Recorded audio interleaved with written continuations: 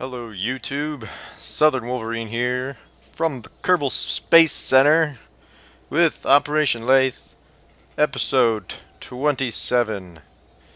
Okay, so we are nearly ready to build up our mission to Laythe.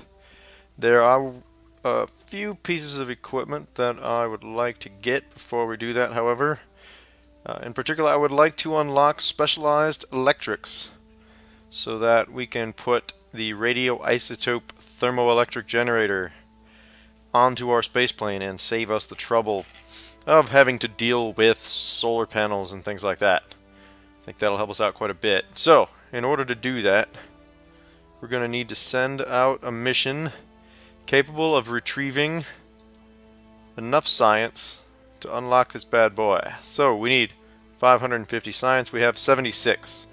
So I need to plan about 475 science.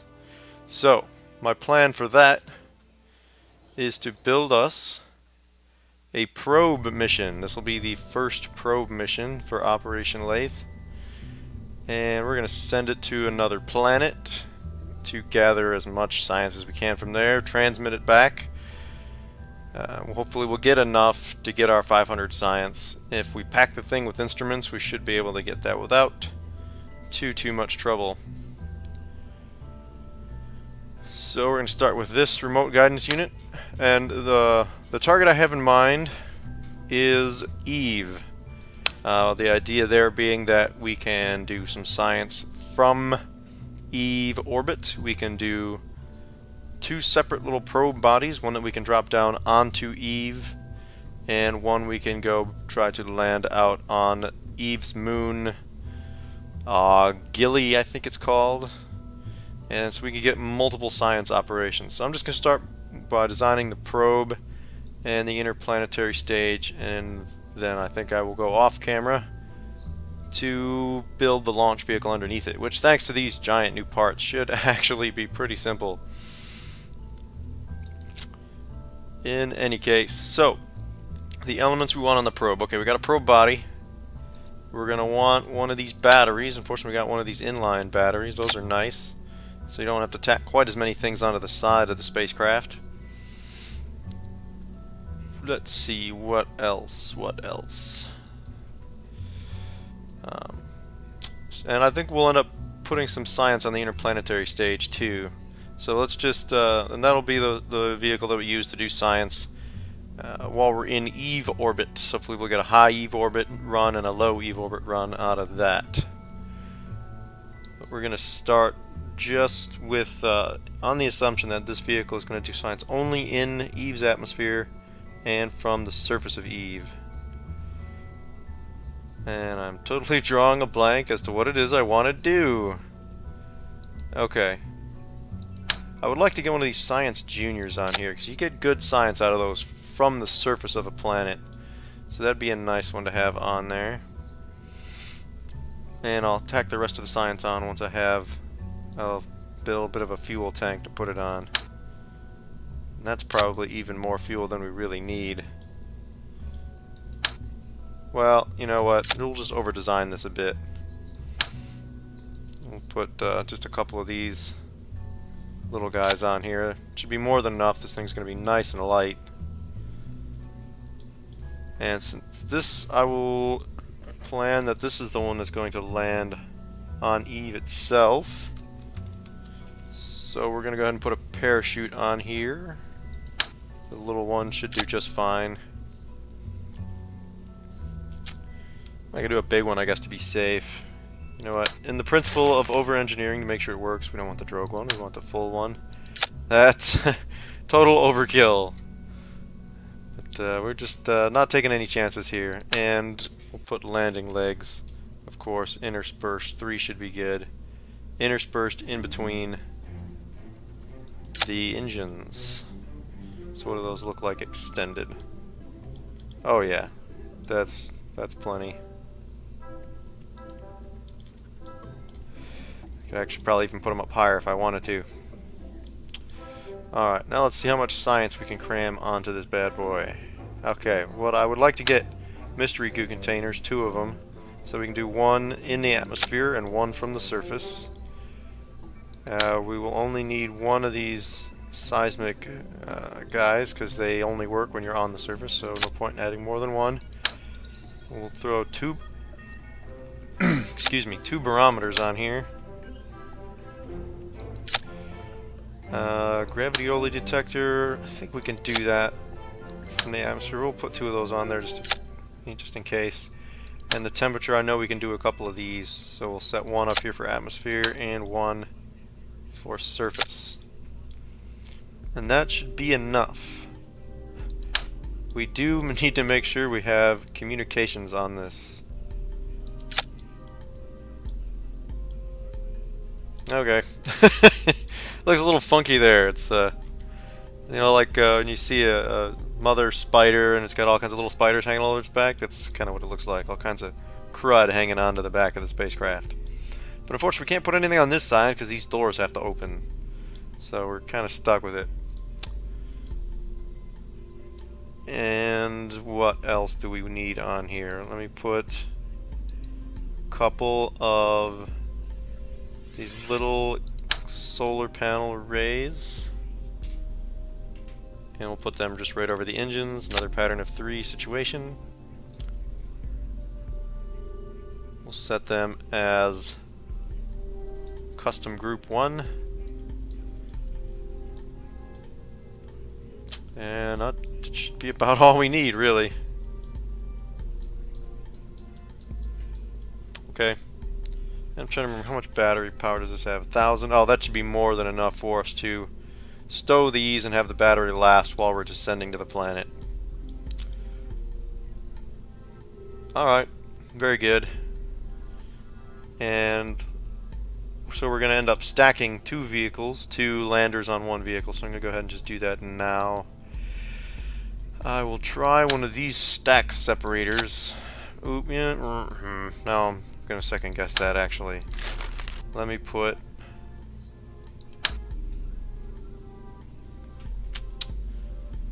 one of these on there so that I know where this is going to stay. Because that stack separator, I don't want to get caught in the landing gear. I guess I could extend the landing gear before I separate, which would help it not get stuck. But I'd rather know where this is going to go. So we'll go ahead and let that stay with the other vehicle, which will build along similar lines.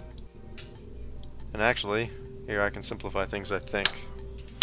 We'll hold down Alt, copy that whole arrangement, put that back on.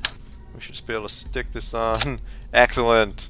Stick that on underneath. Okay, so we got all the same science there.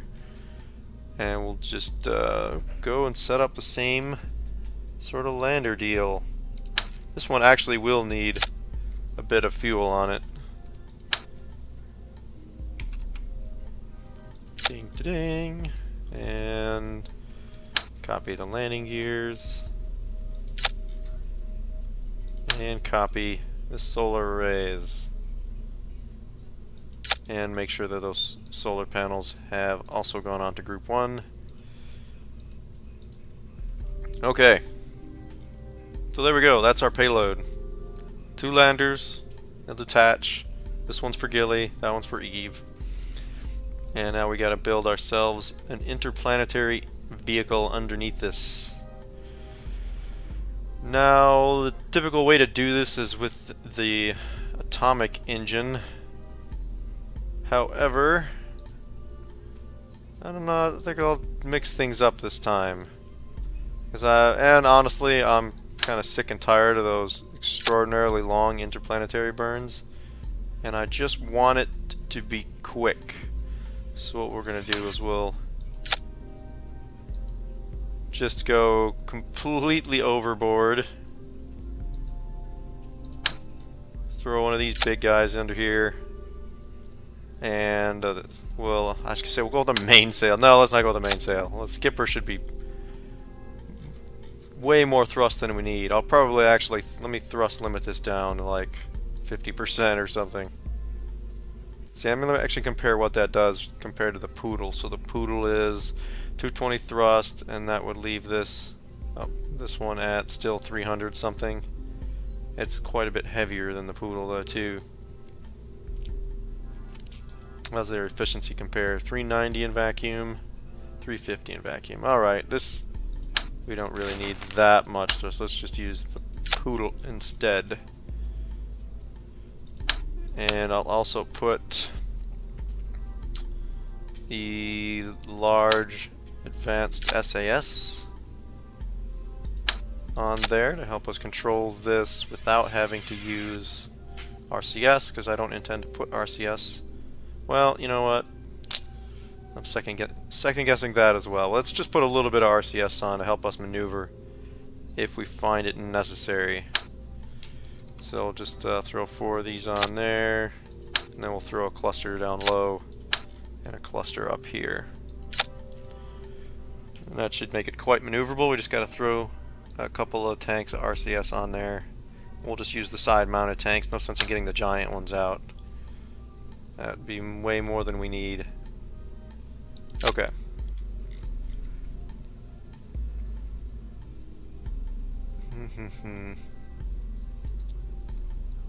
And I'll do my science from orbit before I detach this, so I don't think I'll put a capsule on here. I was thinking about putting another probe body on there, but that'll end up being unnecessary.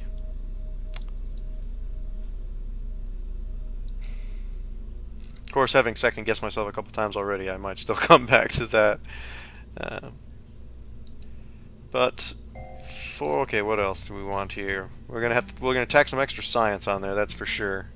Some mystery goo for doing an EVA orbit. Yeah, let's just go ahead and start sticking things on. We don't need 4 of them though. We're only gonna need 2, just for on-orbit science.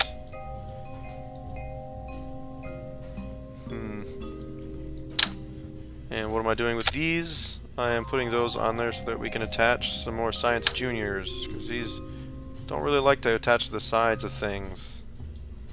So we're just going to put them on little outriggers like so, and to make that a little more interesting. Actually, you know what? I'll put all the science out on those pods, and we'll throw a couple more comms on here too. Alright, so we don't need the accelerometer because we're not going to land with this thing. We don't need a barometer for the same reason, but we'll put temperature on there. And some mystery goo. We'll put the mystery goo on. Oh, I already put the mystery goo containers on. Okay. Right, yes, that's mystery goo. Okay. So that'll give us another 6 experiments to run. It looks a little silly, doesn't it? But hey, whatever. It's science doesn't have to be pretty.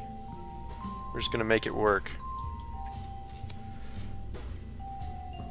Alright, so we got a good start. I think I'm gonna go ahead and go off camera, build the launch vehicle, and rejoin you on the landing pad. Okay, so here we are with the launch pad, and yes, I realize I said landing pad before the break, but in any case, whatever sort of pad it is, here's our vehicle. Same sort of takeoff arrangement as used before. No solid boosters this time though, and I've added one more little twist, just kind of for fun, no real reason at this stage since nothing costs money. But I have added parachutes to my booster stages in an attempt to make them somewhat reusable. Now I realize these are really heavy and a single parachute probably not going to do a lot for them, and yet I'm going to do it anyway. So I see I got these parachutes set up to deploy at the same time that the disconnect goes, so hopefully that'll work out, and our theoretical Navy would go out and recover these from the water and thus save us money for a future trip. And that is the reusable concept is sort of a tip of my hat to the attempt today is being made by the SpaceX guys with their Dragon capsule launch. 5, 4, 3, 2, 1, liftoff. Where they're going to actually try to make the first stage come back down and land, which is actually really cool. Well, I say land. It's going to make an attempt as if it were going to land, but it's actually going to be over water, so it'll still end up dropping into the water. But in theory, if they get it that sort of launch stage to work, they could have it come back, land on land, and just walk up with, or drive up with a truck and recover it, or have it land at a specific airfield or something like that, which would be actually pretty darn impressive. It'd mean you can continue to reuse the same vehicle and just refuel it in between launches. As expensive as fuel is, oh, there go the chutes, trying to help those land safely. Well, in any case, thus making the repeated space flight, launching of satellites and things, far cheaper. Now we can't even see our engines from this angle. Darn it! That's the downside of some more realistic smoke effects. So that's actually a pretty cool mission that they're trying to do, and they weren't sounding super optimistic about their chances. I heard them reports here, and like, you know, about a 40% chance of success or something like that. So as by the end of the day, we should see, you know, news reports and stuff on how it all went, and I'm curious to see how that goes. So I might have to bring that up again in the next episode after we know what exactly has happened with that. So in any case, back to this. We start our gravity turn here. Things are looking a little bit wobbly on me just because of the height, I think. And I'm not sure how well these connections do. Perhaps I should have put some struts there to help secure these. Oh well. I also did not check what Eve's attitude or Eve's position relative to us is. We'll just deal with that. Wow, this has, yeah, we're definitely stressing some of these connections in here. It looks like right here, this large disconnect in the middle here is kind of bowing around quite a bit. That's something I have to keep an eye on. Or maybe it's this engine joint is flexing. I don't know. Something in that area is not entirely happy with what we're trying to do to it. I guess there's just so much thrust at the bottom of that rocket. That's putting quite a bit of strain on it. So we're moving up relatively well. Hopefully that will stop happening quite as much when we drop off a bunch of thrust in the form of these boosters. Because I would like to throttle all the way back up again, and it'll help us get to orbit a little bit more readily. Of course, the other kind of cool news this week is from astronomers is that they claim to have discovered a new planet that is more like Earth than pretty much any previously discovered exoplanets.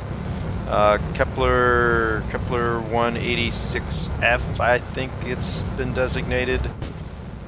Bye-bye, boosters. Oh, the parachutes deploy, but that's not going to do them any good because they're in space. They'll fall back into the atmosphere, and in theory, the chutes would deploy and save the rocket.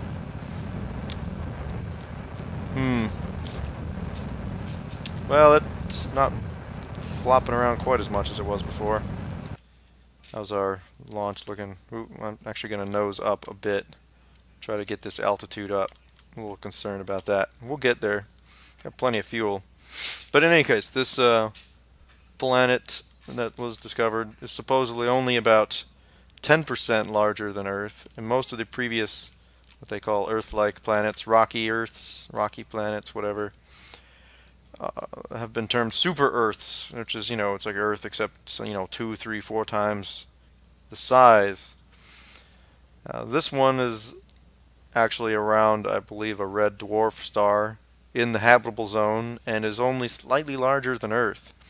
Although even though it's closer to Earth, or closer to its star than Mercury is to our sun, it still would be cooler on the surface of that planet, supposedly, than on Earth, because it is towards the outside of the habitable zone, because that star is significantly less bright, less intense than the sun.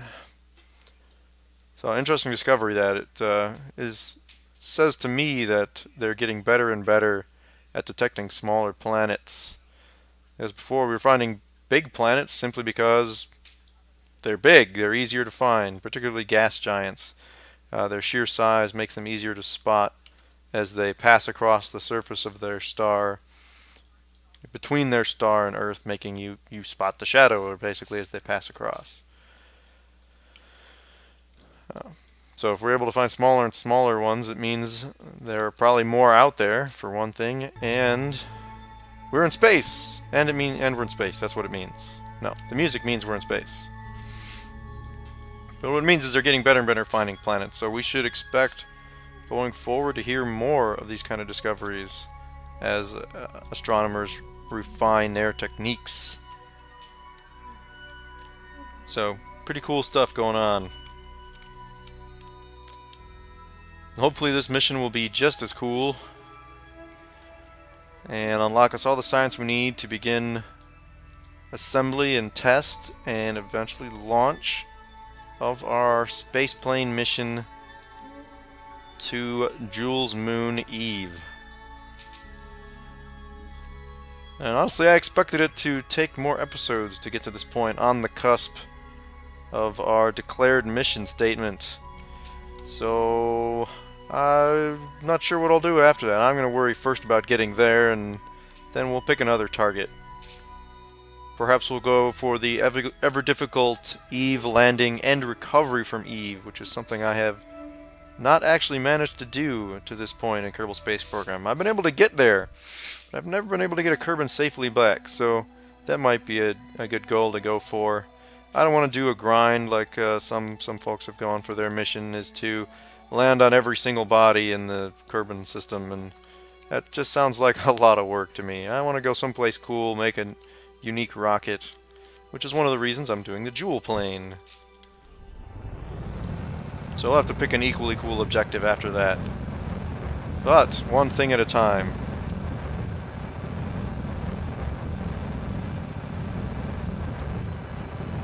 And this is nicely getting into orbit. I'll even have fuel left in the launch stage to kickstart us into interplanetary space. So that's good news. Alright, so there we go. Built, launched into space.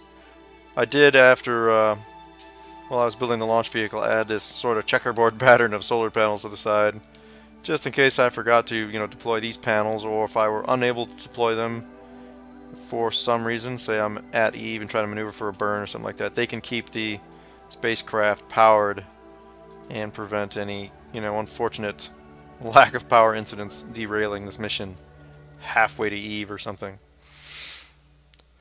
So in any case, I think this burn to Eve is going to take some time, so we're going to go ahead and cut the episode here. Thank you guys for watching. If you like this video, please do like this video, comment down below, and subscribe to my channel. So thank you for watching. Here with the space probe in orbit over Kerbin, I'm Southern Wolverine, wishing all of you a good day.